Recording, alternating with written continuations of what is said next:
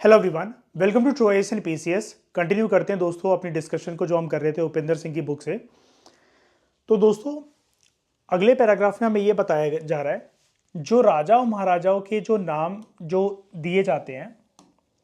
जो किंग्स की जो लिस्ट हमें गिवन है, कहाँ पर पुराण के अंदर अलग अलग तरीके की जो पुराण होती हैं,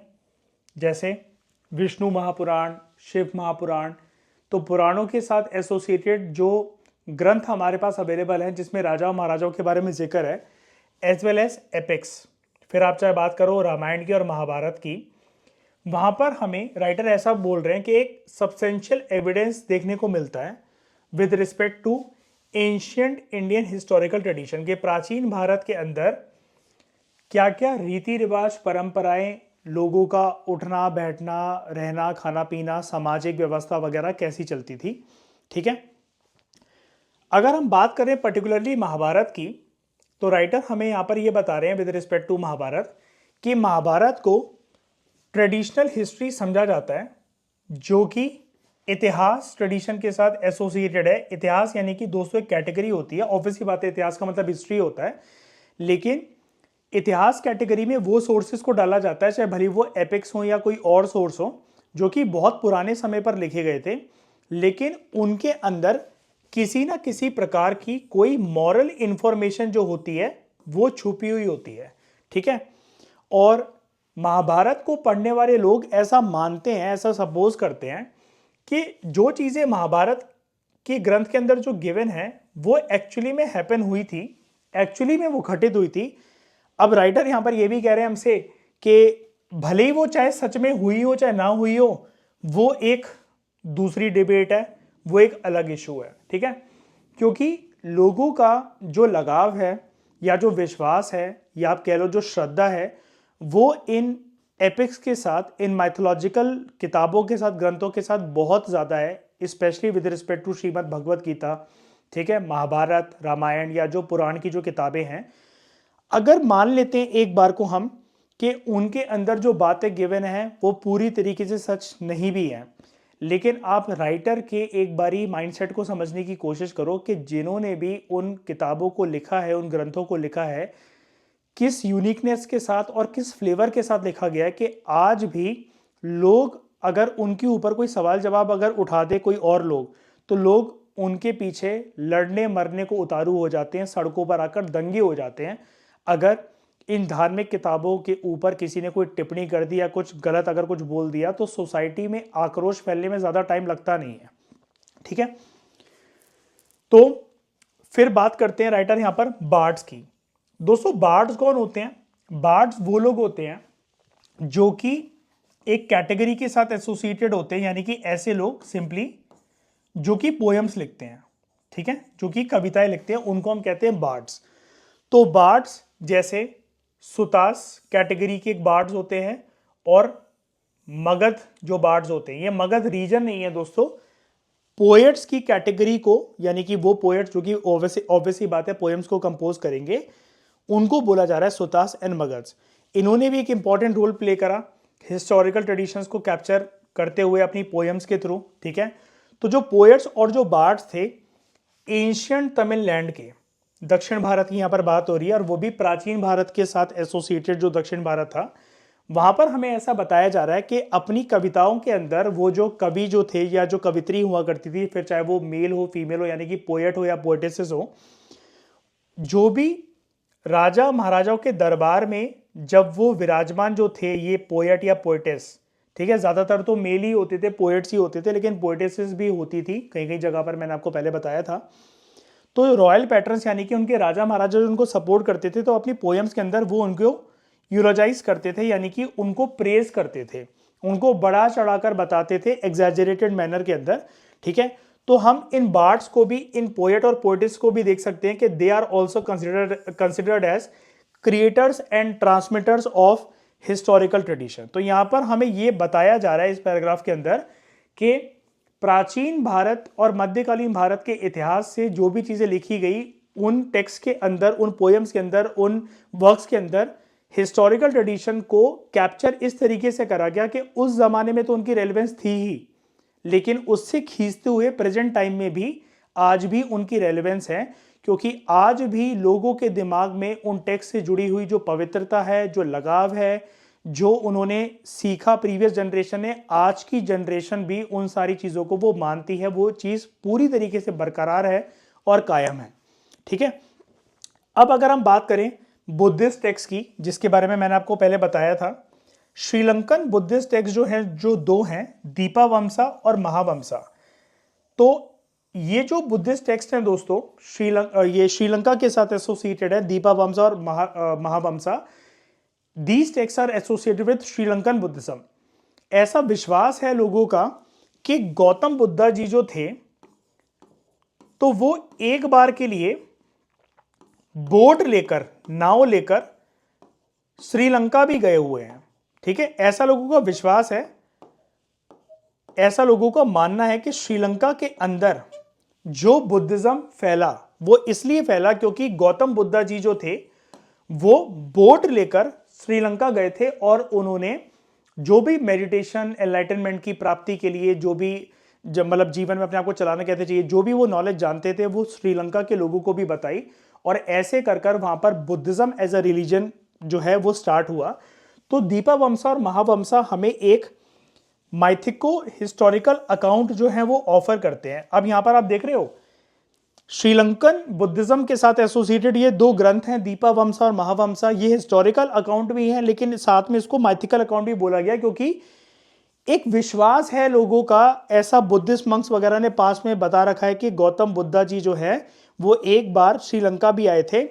प्रूव नहीं है इस बात का। अब जैसे महाभारत रामायण की हम जब बात कर रहे थे, वो तो और भी पुरानी बात है। गौतम बुद्धा जी जो थे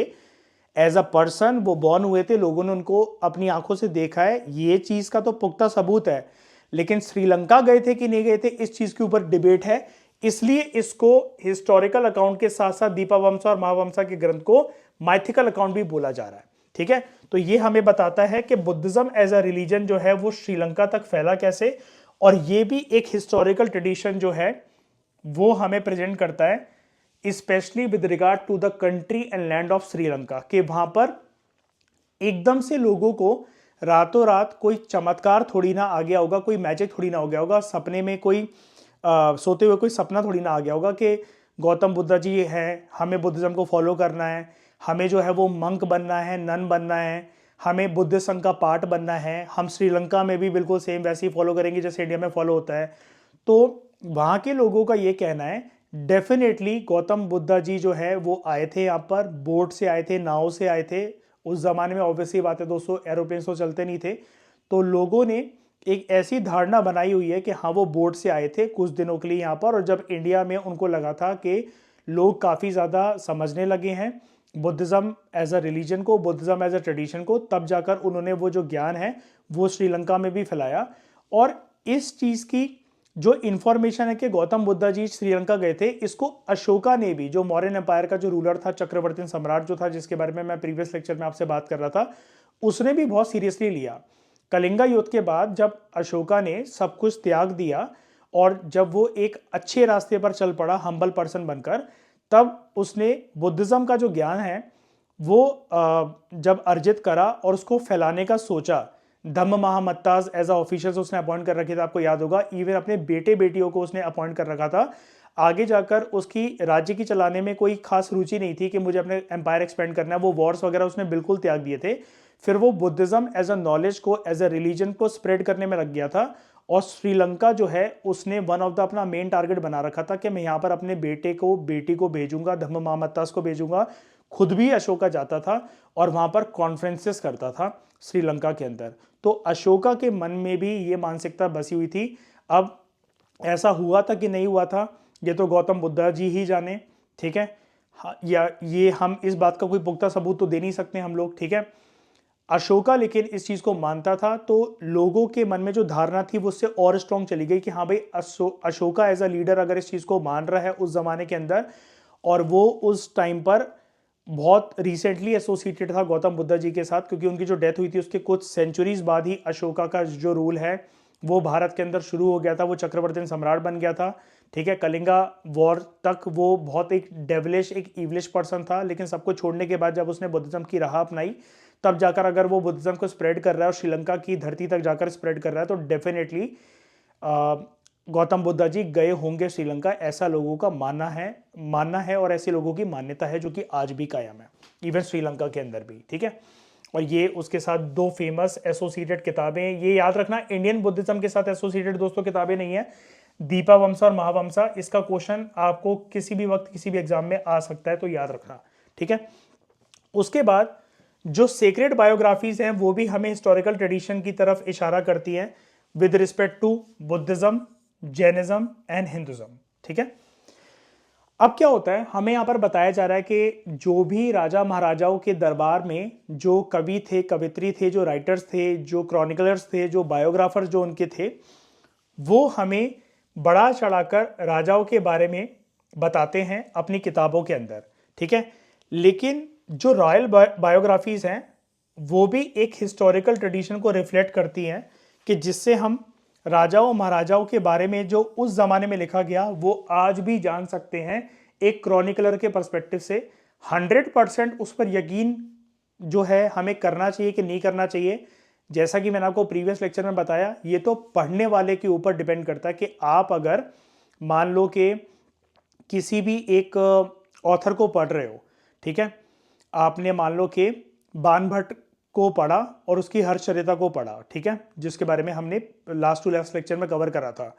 तो वो राजा हर्ष के बारे में जितनी भी चीज़ें आपको बता रहा है, आप उसकी किताब को पढ़ रहे हो हर्षचरिता को, तो ये आपको डिसाइड करना है कि जैसा वो एग्जैजरेटेड वे में बता रहा है क्या वो एग्जैजरेशन है या नहीं है, या फिर वो प्रैक्टिकल चीज़ें ही हमें बता रहा है। ये रीडर्स जो होते हैं, जो पढ़ने वाले जो लोग हैं, आपके और मेरे जैसे जो लोग हैं, हम बाणभट्ट को पकड़ के तो ला नहीं सकते, हाँ भाई बता, सच सच बता, कॉलर पकड़ के कि तूने सर्च लिखा है राजा हर्ष के बारे में कि नहीं लिखा है, झूठ बोल दिया, फिर तू हमें बेवकूफ़ बना रहा है।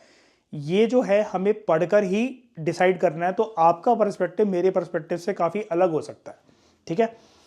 तो इसके अलावा हम कुछ बात करें जो कि हिस्टोरिकल ट्रेडिशन का पार्ट हो सकते हैं, वो हो सकते हैं रॉयल इंस्क्रिप्शंस। ठीक है, और इंस्क्रिप्शंस दोस्तों क्या होते हैं, anything which is written on hard surface. ठीक है, anything which is written on hard surface उसको हम कहते हैं इंस्क्रिप्शंस। और जो मैन्यूस्क्रिप्ट्स होते हैं वो क्या होते हैं, हैंड रिटन चीजें जो कि सॉफ्ट सरफेस पे लिखी जाती हैं, लाइक पाम लीफ वगैरह, पत्तों के ऊपर या पेड़ों के ऊपर अगर आप कुछ लिख रहे हो, वो सब चीजें। ठीक है, हार्ड सरफेस जैसे कोई एक स्टोन हो गया, ठीक है, या कोई एक पिलर हो गया, जैसे अशोकन पिलर्स जो थे, ठीक है, उन पे जब कोई चीज लिखी जाती है तब हम उसे कहते हैं इंस्क्रिप्शन। तो रॉयल इंस्क्रिप्शन जो है ऑब्वियसली बात है राजा महाराजा के बारे में लिखी गई होंगी, तो बहुत सारी रॉयल इंस्क्रिप्शन जो है वो प्रशस्ति नेचर की होती हैं। ठीक है, प्रशस्ति दोस्तों एक संस्कृत वर्ड है, इसको इंग्लिश में अगर हम कन्वर्ट करें तो उसको हम लोग कहते हैं पेनीजेरिक। पेनीजेरिक का मतलब होता है, या प्रशस्ति वर्ड का मतलब होता है, जैसे आप यहां पर देख पा रहे हो, किसी चीज की, किसी इंसान की प्रशंसा करना, उसकी तारीफ करना। ठीक है, तो यहां पर जो है किंग की जो जिनोलॉजी है उसकी तारीफ करी जाती है, उनकी एंसेस्ट्री की तारीफ करी जाती है, और उनके जो एक्सप्लॉइट्स हैं उसकी तारीफ करी जाती है। और एक्सप्लॉइट्स वर्ड के बारे में मैंने आपको बताया था प्रीवियस लेक्चर में, एक्सप्लॉइट वर्ड का मतलब एक्सप्लॉइटेशन नहीं होता है।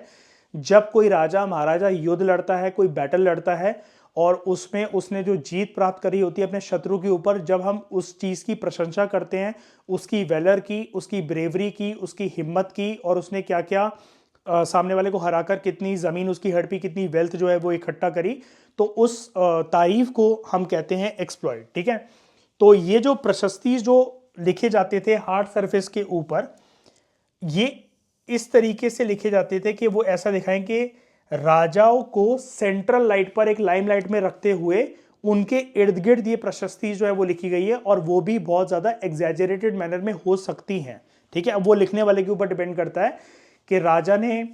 हुक्म दिया या हुक्म नहीं भी दिया, तो उनके दरबार में कोई कोर्ट पोएट है वगैरह, तो उसने कहा कि भाई पन्नों पे तो मैंने चीज़ें लिख दी हैं, लेकिन आने वाले टाइम के अंदर हो सकता है इतिहास में ये सारी चीज़ें खो जाएं, तो तुम इस इमारत पर, इस चट्टान पर, एक पिलर पर ऐसे ऐसे करके लिख दो। तो हो सकता है वो राजाओं के महल में किसी को बोले ऐसा, कोर्ट पोएट्स वगैरह या जो क्रॉनिकलर्स हैं वो ऐसा करने के लिए, और फिर राजा को दिखाएं, सर जी आके देखो, हमने आपके लिए स्टोन पर, पिलर पर देखो ये सब चीज़ें लिखवा रखी हैं, और राजा खुश होकर उनको गिफ्ट देंगे। तो देखो लालच या स्वार्थ जो है वो हर किसी का जुड़ा हुआ है। राजाओं के ऊपर भी जो प्रशस्ति लिखी जा रही है, तो कोई ना कोई बेनिफिट जो है उसे एक्सट्रैक्ट करने के पर्पज से ही ये सब चीज़ें लिखी जाती थी। ठीक है, अब अगर हम बात करें यहाँ पर दो रेफरेंसेस हमें दिए जाते हैं, एक अर्थशास्त्र के और दूसरा एक चाइनीज पिलग्रिम जो है जो आया था भारत, जिसका नाम था शुएनज़ैंग। ठीक है, यहाँ पर इनके अर्थशास्त्र के अंदर और चाइनीज पिलग्रिम जो है शुएनज़ैंग, उसने जो भी नोटेबल वर्क लिखा था वहां पर रॉयल आर्काइव्स जो है हमें देखने को मिलते हैं, जिसको अर्थशास्त्र में और शुएनज़ैंग के द्वारा जो भी इनकी बुक लिखी गई थी वो उन्होंने ऑफिशियल रिकॉर्ड्स के तौर पर भारत की हर एक सिटी के अंदर प्रिजर्व करवाए थे, लेकिन आज वो इन्फॉर्मेशन लॉस्ट हो गई है। और अर्थशास्त्र के बारे में मैंने आपको बताया था, ये किसने लिखा था, मौर्यन एम्पायर के अंदर चंद्रगुप्त मौर्य का जो मिनिस्टर जो था, जिनका नाम था चाणक्य, जिनको आप कौटिल्य भी कहते हो या फिर आप उनको विष्णुगुप्त भी कह सकते हो। ठीक है, इसके अलावा अगर मध्यकालीन भारत के कंटेक्स्ट के अंदर अगर हम एक ट्रैवलर की बात करें जो कि 11वीं शताब्दी में आया था हिंदुस्तान, उसका नाम था अल बिरूनी। ठीक है, तो अल बिरूनी का एक बहुत नोटेबल वर्क जो है वो था तारीख आए हिंद, या इसको आप तहकीक आए हिंद भी बोल सकते हो, इसको तारीख आए हिंद भी बोल सकते हो। ठीक है, तो यहां पर जो है अल बिरूनी ने जो शाही राजा थे काबुल के, and where is Kabul, Kabul is currently capital of Afghanistan. ठीक है, उसकी तारीफ इसने करी थी, लेकिन राइटर हमें ऐसा बोल रहे कि अनफॉर्चुनेटली इनमें से कोई भी जो ये एंशियंट आर्काइव है ये सरवाइव नहीं कर पाए हैं। ठीक है, फिर आपको याद होगा कि हमने जो कश्मीर की हिस्ट्री है,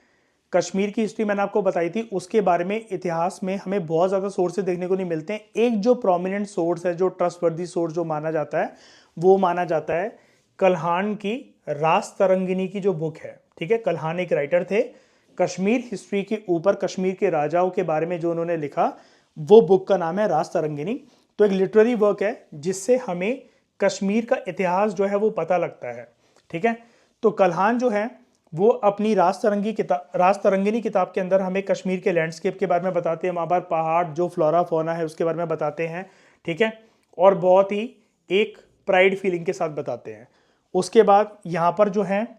वो इस तरीके से अपनी किताब के अंदर जिक्र करते हैं राजाओं महाराजाओं का, और मैंने आपको बताया भी था, कल्हान अपनी तारीफ करते हुए कहते हैं कि मुझे अपने ऊपर एक चीज़ के ऊपर बहुत गर्व है कि आप मुझे कोई भी एक हिस्टोरिकल कंटेक्स्ट या कोई भी एक हिस्टोरिकल रेफरेंस दो, मैं उसको इस तरीके से लिखूंगा कि आपको ऐसा लगेगा, पढ़ने वालों को वो बोलते थे कि आपको ऐसा लगेगा पढ़ते हुए कि ये सारी चीज़ें मैं रियल में फील कर रहा हूँ या कर रही हूँ। ठीक है, तो वो लाइवली स्केचेस डालते हैं, यानी कि कुछ ऐसा फ्लेवर लगा के बताते हैं अपनी कहानियों को, जिससे पढ़ने वाले को जो है काफ़ी मज़ा आता था, दिलचस्पी आती थी। इसके अलावा जो पॉलिटिकल इवेंट्स है उसकी भी डिस्क्रिप्शंस जो हैं वो हमें कल्हान की रास्तरंगिनी किताब के अंदर देखने को मिलते हैं। और सिर्फ हिस्टोरिकल रिकॉर्ड्स नहीं, कल्हान ने अपनी रास्तरंगिनी बुक के अंदर अपने पर्सनल कमेंट्स भी कुछ कुछ कर रखे हैं जो कि उनको ठीक लगता था। ठीक है, उन्होंने रेफरेंस दे रखा है कि अगर आप अच्छे काम करते हो, बुरे काम करते हो, हर चीज़ का कर्म, जो कर्मा की जो साइकिल होती है वो होती है, और उसी चीज़ का आपको जो सामना है वो नियर फ्यूचर में करना पड़ेगा। यानी कि वो कुछ मॉरल्स और लेसन्स की भी बात करते हैं अपनी बुक के अंदर। ठीक है, तो कल्हान ने जब रास्तरंगिनी बुक जो खत्म करी, एक यूनिक बात यहाँ पर जो दे रखी है कि अदर वर्क्स जो है which are associated with the history of Kashmir, उसको भी रास्तरंगिनी बुक के अंदर ही आगे चलकर लिखा गया, लेकिन वो कल्हान ने नहीं लिखा। जो भी बातें 14th to 16th सेंचुरी के साथ एसोसिएटेड है, specially with respect to the history of Kashmir, उसको भी रास्तरंगिनी किताब के अंदर डाला गया। इसलिए हम ये मानते हैं कि अगर हमें कश्मीर की हिस्ट्री के बारे में अगर जानना है, कश्मीर के इतिहास के बारे में जानना है, वहां पर कौन कौन से राजा की हुकूमत वगैरह चलती थी, तो कल्हान की जो बुक है रास्तरंगिनी वो हमारे बेस्ट सोर्स है। ठीक है, लास्ट बात दोस्तों हम लोग यहाँ पर करते हैं, हमें यहाँ पर एक जर्नल सी बात बताई जा रही है कि आजकल जो हिस्ट्री है वो जो हम पढ़ते हैं अपने ज़माने के अंदर, वो किसी न किसी एकेडमिक डिसिप्लिन के अंदर पढ़ते हैं। स्कूल, कॉलेजेस और यूनिवर्सिटीज़ में हमें हिस्ट्री पढ़ाई जाती है। ठीक है, मॉडर्न इंस्टीट्यूशंस में, यूनिवर्सिटीज़ में या रिसर्च इंस्टीट्यूट्स में हिस्ट्री जो है वो पढ़ाई जाती है हमें। तो पुराने ज़माने में जिस तरीके से हिस्ट्री को देखा जाता था, आज के ज़माने में राइटर हमें ऐसा बोल रहे हैं कि प्रोफेसर जो हैं वो हमें अलग तरीके से हिस्ट्री की इमेज पोर्ट्रे करते हैं। तो फ़र्क क्या है आज की हिस्ट्री पढ़ने की अप्रोच में और जिस ज़माने में वो लिखी गई थी? वहाँ पर हिस्टोरियंस जो प्राचीन भारत के साथ एसोसिएटेड जो राइटर्स थे या मध्यकालीन भारत के साथ एसोसिएटेड जो राइटर्स थे, वो कैसे हिस्टोरिकल सोर्सेज को यूज़ करते थे। तो पुराने ज़माने में जो हिस्ट्री जो जो हिस्टोरिकल बुक्स हैं वो एसोसिएटेड हैं with the themes of religion, rituals या कोर्ट कंटेक्स्ट। कोर्ट कंटेक्स्ट मतलब राजा और महाराजाओं का जो दरबार होता था उसके इर्द गिर्द जो पूरी की पूरी राजनीति, जो पॉलिटिक्स जो रिवॉल्व करती थी उसके ऊपर है। और आज के जो मॉडर्न हिस्टोरियंस हैं वो ना हिस्ट्री को पढ़ते हुए दो चीज़ों के बीच में डिस्टिंग्विश करते हैं कि इतिहास की चीज़ें अलग हैं विच इज़ फैक्चुअल और जिसको हम वेरीफाई कर सकते हैं, लेकिन जो माइथोलॉजिकल चीज़ है उसको वो अलग कर देते हैं कि भाई मिथ एक चीज़ अलग है। जैसे जब मैंने आपको रामायण और महाभारत के बारे में बताया था तो हिस्टोरियंस ने क्या बोला था, हिस्टोरियंस का ये बोलना था कि भाई आर्कियोलॉजिस्ट इतनी ज़्यादा चीज़ें नहीं ढूंढ पाए हैं। उन्होंने दिल्ली में, पुरानी दिल्ली के अंदर जो है खुदाई करी, अवशेष लेकिन उनको इतने नहीं मिले। तो हिस्टोरियंस का ये कहना था जो चीज़ें हमारे सामने नहीं है, जिसको हम टच करके फिजिकली वेरीफाई नहीं कर सकते हैं, हम ये उसके बेसिस पर नहीं मान सकते कि रामायण और महाभारत की कहानी जो है वो वैसी ही घटित हुई थी जैसी हमें किताबों के अंदर बताई जाती है। उनका ये मानना था छोटा मोटा कोई युद्ध हुआ होगा किसी एक लोकल रूलर का अपने कजन्स वगैरह के साथ, विद रेफरेंस टू मैं महाभारत आपको बता रहा हूँ। हिस्टोरियंस ने ये कंक्लूजन निकाली थी कि छोटा मोटा कोई रूलर होगा, उसका अपने कजन्स के साथ युद्ध हुआ होगा, उसको धार्मिक एंगल देने के लिए, उसमें फ्लेवर लगाने के लिए वो महाभारत को जो नॉर्मल एक कहानी थी उसको रिलीजियस एंगल के साथ पोर्ट्रे करा गया। ठीक है, तो आज के जो हिस्टोरियंस है वो माइथोलॉजिकल स्टोरीज और हिस्ट्री को बिल्कुल अलग करके देखते हैं, लेकिन हिस्टोरिकल टेक्स्ट में ऐसा कुछ भी नहीं था, वहां पर मिक्स करके चीजें बताई जाती थी हमें। ठीक है, जो एंशियंट टेक्स्ट है वहां पर हमें कॉम्बिनेशन देखने को मिलता था नरेशंस का, यानी कि जो कहानी है वो भी बताई जा रही है, और डायडेक्टिक एलिमेंट्स भी। डायडेक्टिक एलिमेंट्स मतलब दोस्तों ये चीज होती है, इसका मतलब ये होता है कि आप जब किसी चीज को पढ़ते हो ना, पढ़ने के बाद जिसमें से आप मॉरल इंफॉर्मेशन को खींच सको, सही और गलत को खींच सको अपने पर्सपेक्टिव के अकॉर्डिंग, तब आप उसको कहते हो कि उस चीज के अंदर डायडेक्टिक एलिमेंट है। ठीक है, तो आजकल जो मॉडर्न हिस्टोरिकल जो राइटिंग्स हैं उनसे काफी अलग है एंशियंट हिस्ट्री के, एंशियंट जो टेक्स्ट हैं वो। ठीक है, तो जो मॉडर्न हिस्टोरियंस जो हैं वो हर चीज को एक ऑब्जेक्टिविटी के साथ देखते हैं और एक डिस्टेंस के साथ देखते हैं। डिस्टेंस का यहाँ पर दोस्तों ये मतलब है, जैसा कि अभी हमने पढ़ा कि हिस्टोरियंस के हिसाब से माइथोलॉजिकल चीजें अलग हैं और हिस्ट्री की फैक्चुअल चीजें अलग है, जिसको हम फिजिकली वेरीफाई कर सकते हैं कि वो अवशेष वगैरह या वो जो ट्रेसेस हैं वो हमें मिले हैं। ठीक है, तो रिपीटेड वही वाली बात हमें ऑथर जो राइटर है यहाँ पर हमें बता रहे हैं कि जो पास्ट के जो अकाउंट्स हैं प्राचीन भारत, मध्यकालीन भारत के साथ एसोसिएटेड जो भी चीजें हैं, जो भी सोर्सेस हैं, एंशिएंट सोर्सेस, वो बहुत डिफरेंट हैं एज कंपेयर टू जो हमें आजकल की यूनिवर्सिटी में पढ़ाए जाते हैं, क्योंकि हर चीज़ को शॉर्ट करके उसका सार निकालकर वो हमें पढ़ाया जाता है। ठीक है, और आपने अक्सर देखा होगा, आप अपनी एनसीईआरटीज़ को देखो या बाजार से अगर आप किसी भी बुक को लेकर आते हो किसी भी एग्जाम को प्रिपेयर करने के लिए, वहां पर हिस्ट्री के अंदर आपको जनरली क्या होता है कि कोई एक इवेंट की डिटेल मिल जाएगी, राजा रानियों की जो कहानी होती है वो मिल जाएगी, लेकिन उसके अंदर जो रिलीजियस एंगल होता है ना उसको मिस कर दिया जाता है। इवन जो भी रूलर्स जिस रिलीजन को फॉलो करते थे उसकी बात ना थोड़ी सी एक डिक्लाइनिंग मोड पे करी जाती है कि रीडर्स जो हैं उनको इस हिस्ट्री पढ़ते हुए ये ना लगे कि यहाँ पर धार्मिक बात हो रही है, कि मुसलमान हिस्ट्री की बात हो रही है, हिंदू हिस्ट्री की बात हो रही है, जबकि हमें यह बताया जा रहा है कि एंशिएंट सोर्सेस के अंदर ऐसा कोई भेदभाव नहीं था, चीजें जैसी थी वैसी ही रखी जाती थी, वैसी ही सामने वाले को पोर्ट्रे करी जाती थी। ठीक है, तो हमें बताया जा रहा है कि एंशिएंट जो सोर्सेस हैं उनके अंदर जो हिस्टोरिकल कॉन्शियसनेस है वो एक अलग तरीके की छवि थी एज कंपेयर टू जो इमेज, जो छवि आज हमारे सामने यूनिवर्सिटीज और कॉलेजेस में रखी जाती है, क्योंकि वो जिस वक्त और ज़माने में लिखी गई थी वो वक्त ज़माना अलग था और उन सब के अंदर हमें एक पर्टिकुलर तरीके का जो जॉनरा है वो देखने को मिलता है। जॉनरा दोस्तों क्या होता है, मैंने आपको पहले भी काफ़ी बार इस टर्म के बारे में बताया है। जब भी कोई एक लिटरेरी सोर्स होता है उसकी कुछ जो स्पेसिफिक कैरेक्टरिस्टिक्स होती हैं, उसके बेसिस पर जब आप उस लिटरेरी सोर्स को डिस्ट्रीब्यूट करते हो उसको हम कहते हैं जॉनरा, जिसके अंदर कुछ एलिमेंट्स होते हैं। जैसे अगर मैं जॉनरा को अगर आपको बताऊं कि उसके अंदर जो एलिमेंट्स हैं वो क्या है, क्या उसके अंदर कोई एक मैजिकल जो बात है वो हो रही है, कोई मैजिक की बात हो रही है, या कोई रिचुअल्स की बात हो रही है, ठीक है, या इवन आप ये भी कह सकते हो कि कुछ मॉरल्स की क्या कोई वहां पर बात हो रही है, ठीक है, या फिर वो एक रिलीजियस एंगल की बात कर रहा है राइटर वहां पर। तो ये अलग अलग थीम्स होती हैं, या फिर इवन आप ऐसा कह सकते हो कि यहां पर जो है कोई साइंटिफिक बात जो है वो करी जा रही है, तो वो होता है जॉनरा। तो जिस वक्त जमाने के अंदर वो हिस्टोरिकल सोर्स लिखा गया था जिस भी ऑथर और राइटर के द्वारा, हमें उसकी सोसाइटी के बैकग्राउंड को पढ़ते हुए, समझते हुए फिर उस हिस्टोरिकल सोर्स को एक्सेप्ट करना चाहिए, ऐसा राइटर हमें कह रहे हैं। तो जो भी यहां पर इंफॉर्मेशन थी दोस्तों, वर्ड टू वर्ड मैंने आपको डिटेल में बता दी है, ठीक है। आई होप आपको डिस्कशन अच्छी लगी होगी। नेक्स्ट लेक्चर में दोस्तों हम लोग बात करेंगे अकाउंट्स ऑफ इंडिया